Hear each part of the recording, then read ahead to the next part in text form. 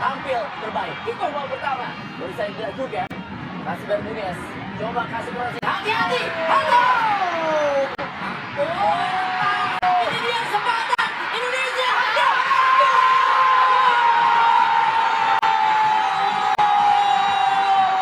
Siapa kita? Siapa kita? Siapa kita? Anda lihat Andre bersama penutup. Andre, kembali Andre. Hati-hati pemirsa. Sayang sekali. Sebuah crossing akhirnya berhasil dimanfaatkan oleh Obando dengan pose tubuh tinggi. Ya, jangan, hati-hati pemirsa. Oh, ada yang tembak. Hati-hati. Tapi tampaknya bendera diangkat ya. Bendera diangkat. Ya, Arroyo, dia yang jauh menjadi target. Hati-hati ada ruangan. Oh, pemirsa untung saja. Surabaya tentunya. Jangan sudah dilakukan. Ini peluang bagi Indonesia. Jangan dilakukan penalti. Benar-benar mempertunjukkan semangat pantang menyerah yang sangat luar biasa. Hormat kepada kalian semuanya. Satu-satu. Bagaimana pertandingan berlangsung? Sahabat Manlan, selesai sudah pertandingan Timnas Indonesia versus Timnas Ekuador di Piala Dunia U17 2023. Skor akhir adalah 1-1. Pada pertandingan pertama grup A yang dihelat di Stadion Gelora Bung Tomo, Jumat, 10 November 2023, malam WIB, Indonesia didominasi oleh Ekuador yang membuat 16 attempts dengan 6 mengarah ke gawang. Indonesia yang cuma punya 2 attempts on target mampu bikin gol duluan pada menit ke-22 lewat Arhan Kaka Purwanto. 6 menit kemudian Allen Obando menyamakan skor. Sama-sama berbagi poin, Indonesia dan Ekuador sementara berada di posisi kedua serta ketiga.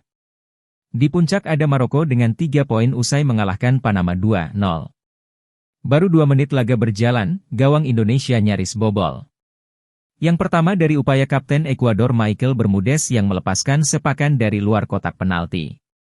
Bola bisa ditepis Ikram Al-Ghifari sebelum diamankan.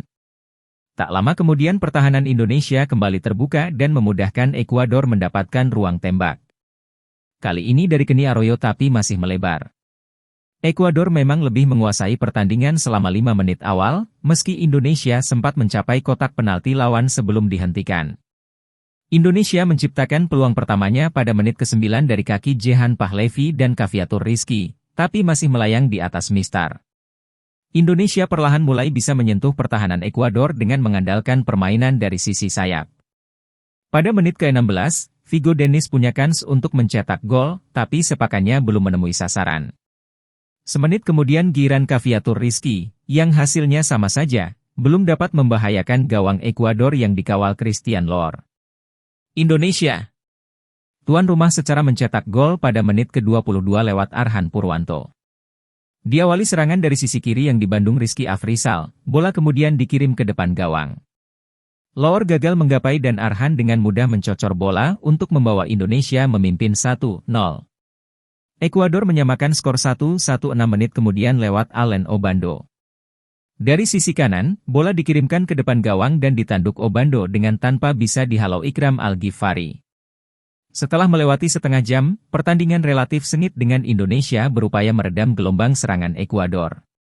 Gawang Indonesia sempat bobol pada menit ke-44 setelah Jair Colahuazo mencocor bola dari jarak dekat dalam situasi kemelut di kotak penalti. Ikram sempat menepisnya tapi malah masuk ke gawang.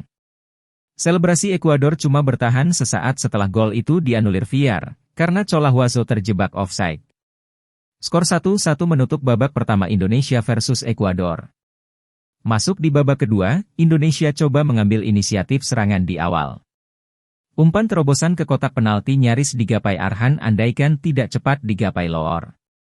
Ekuador juga hampir menjebol gawang Indonesia pada menit ke-54 ketika crossing ke tiang jauh disundul Obando menuju depan gawang. Michael Bermudez coba menggapai bola tapi sepakannya melebar, setelah diganggu bek Indonesia. Semenit setelahnya Bermudez kembali punya peluang emas di depan gawang, saat menyambut umpan silang dari sisi kiri. Sayang, bola sontekannya tidak menemui sasaran. Ekuador masih menguasai jalannya laga dan tak memberikan Indonesia kesempatan mengembangkan permainan. Mereka bisa mengancam gawang tuan rumah pada menit ke-72 saat Bermudez menanduk bola umpan silang dari sisi kanan dan bisa ditepis Al-Ghifari sebelum ditangkap. Indonesia akhirnya bisa mengancam lagi pada menit ke-74 yang merupakan peluang berbahaya pertama di babak kedua ini. Berada jauh dari kotak penalti, Hanif Ramadan menembak bola yang jatuh di depannya meski masih melebar dari gawang. Ekuador hampir bikin gawang Indonesia bobol andaikan Santiago Sanchez pada menit ke-80 tak mengarahkan bola umpan rekannya ke mistar gawang. Tapi, peluang itu akhirnya dihitung karena terjebak offside. Pemain Ekuador Kenny Arroyo mendapat kartu kuning pada menit ke-85 karena dianggap diving saat ditekel Welber Jardim. Al-Ghifari kembali menyelamatkan gawangnya dari kebobolan pada menit ke-88.